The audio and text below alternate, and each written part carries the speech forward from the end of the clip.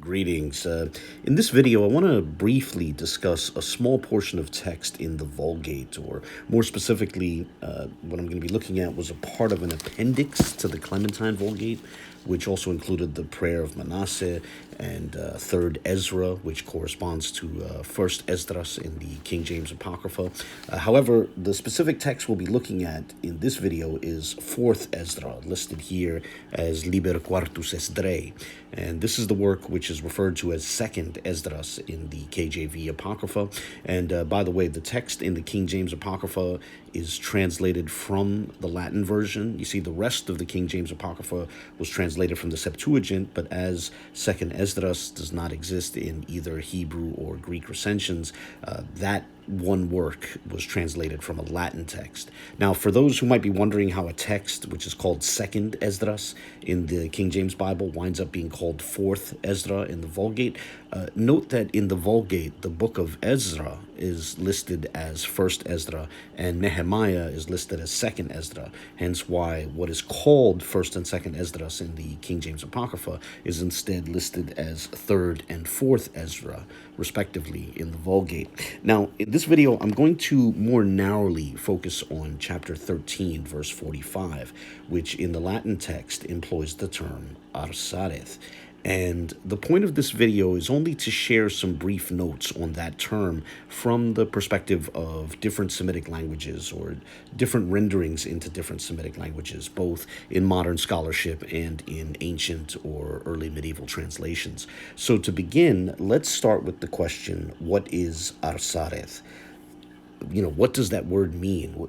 What is the etymology of that term? And the preliminary answer is that we don't know for certain, but a popular, though perhaps speculative, position among scholars is that it's actually a transliteration of a Hebrew phrase which is now pronounced Eretz Acheret, which means another land. Now, I imagine some will immediately want to ask the question, how do you get Arsareth from Eretz Acheret?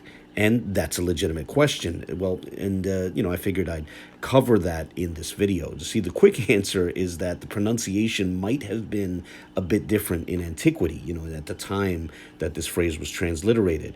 But for a more detailed answer, permit me to note the following points. First, ancient transliterations reveal that certain Hebrew words were pronounced closer to how their Arabic counterparts are pronounced. So, for example, the Hebrew ebed, which means servant or slave, is translated abd in both the Septuagint and the Vulgate, like the corresponding Arabic term abd. Second, the Hebrew word eretz corresponds to the Arabic word ard, with the only difference in the spelling being that the last letter of the Arabic word is a dad rather than a tzad.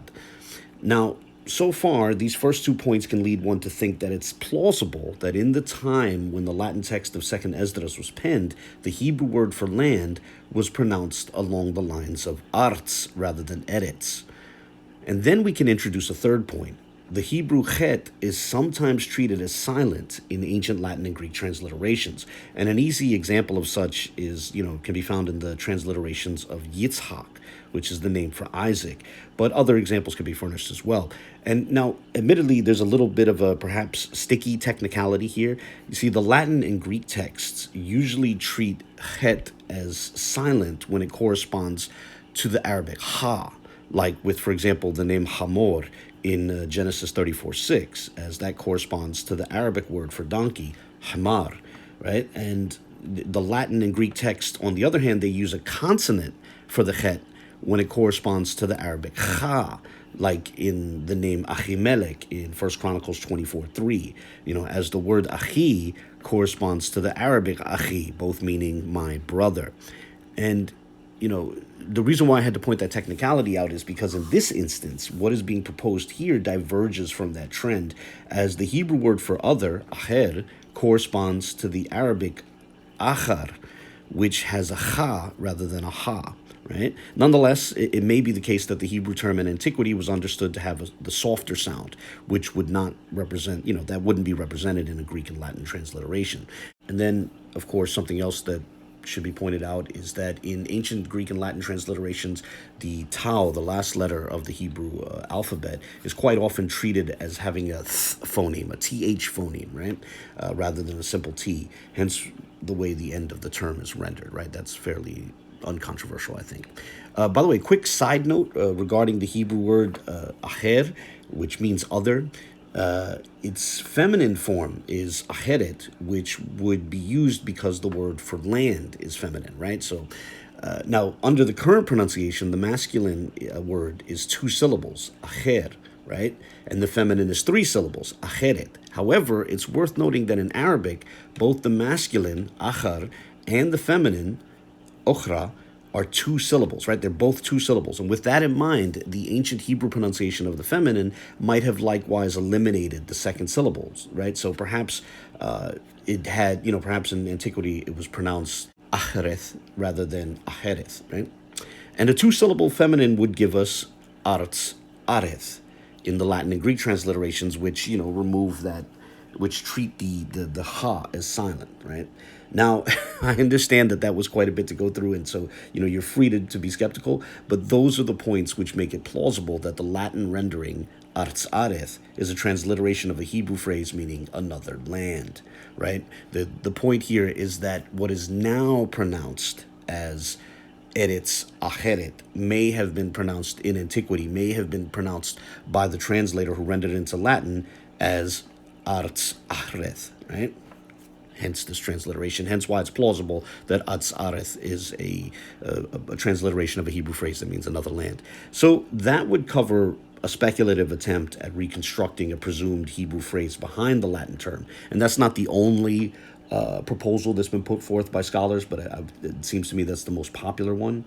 But from here, I would like to jump from, these modern attempts at Hebrew reconstructions to what's found in other Semitic languages, in other texts transliterated into Semitic languages. And so from here, we're moving from modern attempts at reconstruction to ancient translations into Semitic languages, or arguably early medieval, like, for example, the Syriac rendering of this text is found in Codex Ambrosianus, which is dated to maybe the 6th or 7th century. So you'd say, these texts are either ancient or from a very early medieval period. And the first text we'll be looking at is this right here, which is Vetus Testamentum Syriace, the Syriac Old Testament. This particular volume has the Song of Songs, Tobit, and IV Ezra, and it was put out by E.J. Brill in 1996. And we'll be turning to IV Ezra, and, the Syriac text reads, Ketaba de Esdras Sapra, the book of Ezra the scribe, and then it says, Demitkara Shalatiel, which is called Salathiel, right? And now we'll jump over to the 13th chapter, where we will find the verse in question, the verse we looked at, and bear with me one moment here. And as was noted at the start, we'll be looking at the 45th verse, which is right here. And I'll transcribe the text of that verse and parse it for you. As with previous videos, the Latin transcription here is only putting forth the strings of consonants, not how they're vocalized. And as the Syriac text moves from right to left, so too the Latin transcription is going from right to left as well. Now, I'm not going to go through the whole parsing of this verse, right? I'm not going to go through every word. I figured if you wanted to examine each term, you can pause the video here and look it over at your leisure. However, if you would have preferred I went through the whole verse, please let me know in the comment section, as I can perhaps do so moving forward, in an addendum video or something like that. But for now, I just wanted to focus on how Artsareth is rendered. And as you can see here, the Syriac translation has Arzaf instead. Now, some scholars have speculated that the explanation for this is that a corrupted Greek text is behind this translation. Now, note that we do not currently have a Greek version of IV Ezra, or as they say, 2nd Esdras. We don't have a Greek version of this work, but some might note that Codex Sinaiticus, the Greek Codex Sinaiticus, does have a text called 2nd Esdras, but that corresponds to Nehemiah. We don't have have a Greek manuscript of this work, of the work that's called IV Ezra or Second Esdras by the King James Apocrypha, right? But scholars have proposed that the Syriac version, the Syriac translation, was translated from a now lost Greek text. And scholars have speculated that the reading in the Greek text behind the Syriac translation may have undergone some sort of corruption or evolution with regards to the term that we're looking at in this video. Perhaps the last two letters were written on a subsequent line, like maybe the word reached the end of that line and then the last two letters were on the next line in a particular manuscript, and that wasn't picked up by a copyist who wasn't familiar with the term.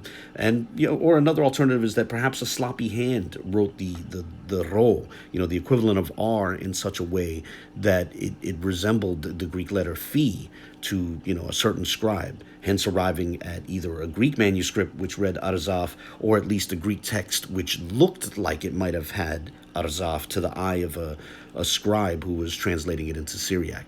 And so that's the speculation as to how we arrive at Arzaf in the Syriac text. But that aside, the Syriac text pretty much reads the same as the Latin text and the English translation that many of you may be familiar with. However, one difference is that the last two words read Sufe de alma, the end of the world, right? And I figured some might find that interesting, so I thought I'd point that out. But from there, I'd now like to quickly move to the Ge'ez translation of this work. And you see here at the top, Matzaft za Ezra Watsu'an Emchalqua, which means something like the additionally numbered books of Ezra. Feel free to correct me on that. And then it reads Matzaf Rabbi, right? The fourth book, right? So we're looking at IV Ezra here. And with that, we'll now turn to the relevant verse we've been looking at, which again corresponds to the 13th chapter and the 45th verse, though perhaps I should have pointed out that in both the Syriac and Ge'ez versions of this work, the books begin with what corresponds to the third chapter in the Latin text. So from a Western perspective, from the perspective of someone who's like presupposing the Latin text or English translation thereof, it might be said that the Syriac and Ge'ez versions lack the first two chapters. But whatever the case, here's the verse, and I can run through it really quickly for those who might be interested. It's actually significantly shorter than the Syriac version. It's about half as long, a little bit less than half as long. And the first word is wabherusa, which is the word for land, beher, with a conjunction prefix to it, and a suffix which, as I understand it, serves as a sort of particle of contrast. So I would read this as for the land, and as for the land, and as for that land, something like that. And the second word is mehwara, which means journey or like a traveling distance.